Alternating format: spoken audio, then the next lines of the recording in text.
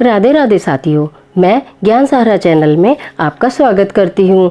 दोस्तों, आज सोमवार के व्रत कथा के बारे में बात करेंगे। सोमवार की व्रत कथा कैसे करनी चाहिए, कब करनी चाहिए, क्या खाना चाहिए, इस सब का विधि विधान मैं आपको आज बताने जा रही हूँ।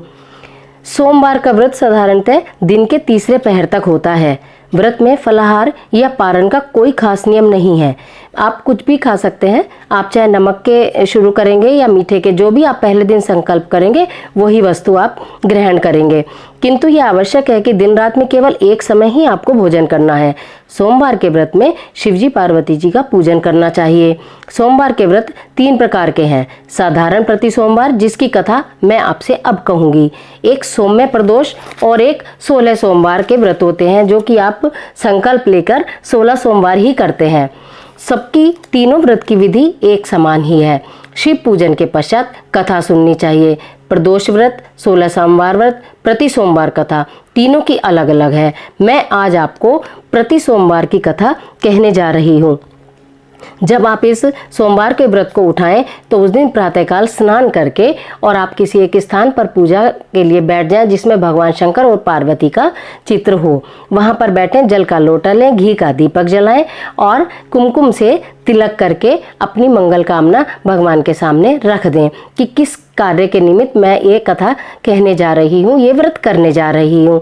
अगर आपको सोमवार है हमेशा करने वाले, उनमें आपको कोई बंदिश नहीं रखनी है, तो आप एक सिंपल खाना बिना प्याज का, ये ध्यान रखिए, जिस दिन सोमवार का व्रत रखें उस दिन आप खाने में तेल का प्रयोग ना करें और प्याज का प्रयोग ना करें। शाम के समय एक समय आप खाना खा सकते हैं और दिन में आप चाहें, यदि आप कोई तकलीफ में है, कोई परेशानी है, आप भूखे नहीं रह सकते हैं, तो कोई बंदिश भूखे रहने की नहीं होती है। आप दूध, चाय, कॉफ़ी, फल, फ्रूट, जो भी आपका मन करे आप उसे ग्रहण कर सकते हैं दिन में भी। और शाम को भोजन, अन्न केवल एक ही समय आपको ग्रहण करना है, इस बात का विशेष ध्यान रखिएगा। कथा प्रारंभ करते हैं। एक बहुत धनवान साहूकार था, जिसके घर धन आदि किसी प्रकार की कमी नहीं थी, परंतु उसको एक दुख था कि उसके कोई पुत्र नहीं था। वह इसी चिंता में दिन रात रहता था। वह पुत्र की कामना के लिए प्रति सोमवार को शिव जी का व्रत और पूजन किया करता था तथा सायंकाल को शिव मंदिर में जाकर शिव जी के श्री विग्रह के सामने दीपक जलाया करता था। उसके इस भक्ति भाव को देखकर एक समय श्री पार्वती जी ने शिवजी महाराज से कहा कि महाराज, यह साहूकार आपका अनन्य भक्त है और सदैव आपका व्रत और पूजन बड़ी श्रद्धा से करता है। इसकी मनोकामना पूर्ण करनी चाहिए। शिव जी ने कहा, हे पार्वती, यह संसार कर्म क्षेत्र है। जैसे किसान खेत में जैसा बीज बोता है वैसा ही फल काटता है, उसी तरह इस संसार में प्राणी जैसा कर्म करते हैं वैसा ही फल भोगते हैं। पार्वती जी ने अत्यंत आग्रह से कहा, महाराज, जब ये आपका अनन्य भक्त है तो इसको अगर किसी प्रकार का दुख है तो आपको अवश्य दूर करना चाहिए, क्योंकि आप सदैव अपने भक्तों पर दयालु होते हैं और उनके दुखों को दूर करते हैं। यदि आप ऐसा नहीं करेंगे तो मनुष्य आपकी सेवा तथा व्रत क्यों करेंगे।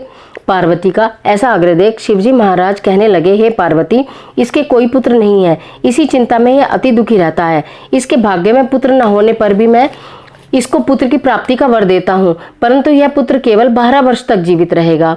इसके पश्चात वह मृत्यु को प्राप्त हो जाएगा। इससे अधिक मैं और कुछ इसके लिए नहीं कर सकता। यह सब बातें साहूकार सुन रहा था। इससे उसको ना तो कुछ प्रसन्नता हुई और ना ही कुछ दुख हुआ। वह पहले जैसा ही शिवजी महाराज का व्रत और पूजन करता रहा। कुछ काल व्यतीत हो जाने पर साहूकार की स्त्री गर्भवती हुई और 10वें महीने में उसके गर्भ से एक अति सुंदर पुत्र की प्राप्ति हुई। साहूकार के घर में बहुत खुशी मनाई गई, परंतु साहूकार ने उसकी केवल 12 वर्ष की आयु जान कोई अधिक प्रसन्नता प्रकट नहीं की और ना ही किसी को भेद ही बताया। जब वह बालक 11 वर्ष का हो गया तो उस बालक की माता ने उसके पिता से विवाह आदि के लिए कहा। तब साहूकार कहने लगा कि अभी मैं इसका विवाह नहीं करूंगा, अपने पुत्र को काशी जी पढ़ने के लिए भेजूंगा। फिर साहूकार ने अपने साले अर्थात बालक के मामा को बुला उसको बहुत सा धन देकर कहा, तुम इस बालक को काशी जी पढ़ने के लिए ले जाओ और रास्ते में जिस स्थान पर भी जाओ यज्ञ करते और ब्राह्मणों को भोजन कराते जाओ। वह दोनों मामा भांजे यज्ञ करते और ब्राह्मणों को भोजन कराते जा रहे थे। रास्ते में उनको एक शहर पड़ा। उस शहर में राजा की कन्या का विवाह था और दूसरे राजा का लड़का जो विवाह कराने के लिए बारात लेकर आया था वह एक आंख से काना था। उसके पिता को इस बात की बड़ी चिंता थी कि कहीं वर को देखकर कन्या के माता पिता विवाह में किसी प्रकार की अड़चन पैदा न कर दें। इस कारण जब उसने अति सुंदर सेठ के लड़के को देखा तो उसके मन में विचार किया, क्यों न दरवाजे के समय इस लड़के को वर का काम चलाया जाए। ऐसा विचार कर वर के पिता ने उस लड़के और मामा से बात की तो वो राजी हो गए। फिर उस लड़के को वर के कपड़े पहनाकर घोड़ी पर चढ़ा दरवाजे पर ले गए और सब कार्य प्रसन्नता से पूर्ण हो गया। फिर वर के पिता ने सोचा कि यदि विवाह कार्य भी इसी लड़के से करा लिया जाए तो क्या बुराई है। ऐसा विचार कर लड़के और उसके मामा ने कहा, यदि आप फेरों का और कन्यादान के काम को भी करा दें तो आपकी बड़ी कृपा होगी, मैं इसके बदले में आपको बहुत कुछ धन दूंगा। तो उन्होंने स्वीकार कर लिया। विवाह कार्य भी बहुत अच्छी तरह से संपन्न हो गया। परंतु जिस समय लड़का जाने लगा तो उसने राजकुमारी की चुनरी के पल्ले पर लिख दिया कि तेरा विवाह तो मेरे साथ हुआ है, परंतु जिस राजकुमार के साथ तुम्हें भेजेंगे वह एक आंख से काना है। मैं काशी जी पढ़ने जा रहा हूँ। लड़के के जाने के पश्चात राजकुमारी ने जब अपनी चुनरी पर ऐसा लिखा हुआ पाया तो उसने राजकुमार के साथ जाने से मना कर दिया और कहा, यह मेरा पति नहीं है, मेरा विवाह इसके साथ नहीं हुआ है, वह तो काशी जी पढ़ने गया है। राजकुमारी के माता पिता ने अपनी कन्या को विदा नहीं किया और बारात वापस चली गई। उधर सेठ का लड़का और उसका मामा काशी जी पहुंच गए। वहां जाकर उन्होंने यज्ञ करना और लड़के से पढ़ना शुरू कर दिया। जब लड़के की आयु 12 साल की हो गई, उस दिन उन्होंने यज्ञ रचा रखा था। लड़के ने अपने मामा से कहा, मामा जी आज मेरी तबीयत कुछ ठीक नहीं है। मामा ने कहा, अंदर जाकर सो जाओ। लड़का अंदर जाकर सो गया और थोड़ी देर में उसके प्राण निकल गए। जब उसके मामा ने आकर देखा तो वह मुर्दा पड़ा है तो उसको बड़ा दुख हुआ और उसने सोचा कि अगर मैं अभी रोना पीटना मचा दूंगा तो यज्ञ का कार्य अधूरा रह जाएगा। अतः उसने जल्दी से यज्ञ का कार्य समाप्त कर ब्राह्मणों को जाने के बाद रोना पीटना आरंभ कर दिया। संयोगवश उसी समय श्री पार्वती जी उधर से जा रहे थे। जब उन्होंने जोर जोर से रोने की आवाज सुनी तो पार्वती जी कहने लगी, महाराज कोई दुखिया रो रहा है, इसके कष्ट को दूर कीजिए। तब शिव पार्वती ने पास जाकर देखा तो वहां वह लड़का मुर्दा पड़ा था। पार्वती जी कहने लगी, महाराज यह तो उसी सेठ का लड़का है जो आपके वरदान से हुआ था। शिव जी कहने लगे, हे पार्वती इसकी आयु इतनी ही थी जो ये भोग चुका है। तब पार्वती ने कहा, महाराज इस बालक को और आयु दो, नहीं तो इसके माता पिता तड़प तड़प कर मर जाएंगे। पार्वती जी के बार बार आग्रह करने पर शिव जी ने उसको जीवन वरदान दिया और शिव जी महाराज की कृपा से लड़का जीवित हो गया। शिव पार्वती कैलाश चले गए। वह लड़का और मामा उसी प्रकार यज्ञ करते तथा ब्राह्मणों को भोजन कराते अपने घर की ओर चल पड़े। रास्ते में उसी शहर में आए जहां उसका विवाह हुआ था। वहां पर आकर उन्होंने यज्ञ आरंभ कर दिया तो उस लड़के के ससुर ने उसको पहचान लिया और अपने महल में ले जाकर उसकी बड़ी खातिर की। साथ ही बहुत सारी दास दासियां आदर सहित पूर्वक लड़की और जमाई को विदा कर दिया। जब वे अपने शहर के निकट आए तो मामा ने कहा, मैं पहले जाकर खबर कर आता हूँ।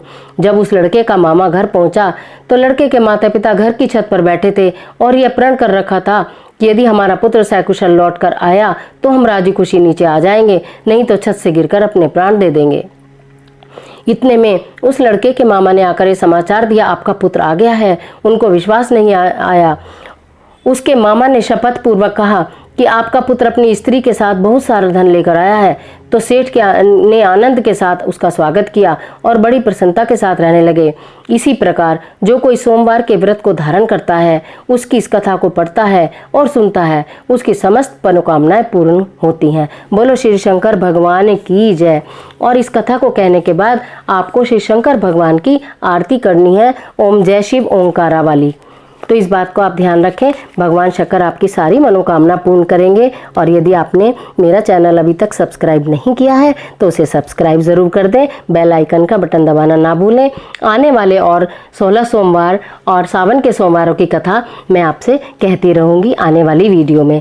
धन्यवाद।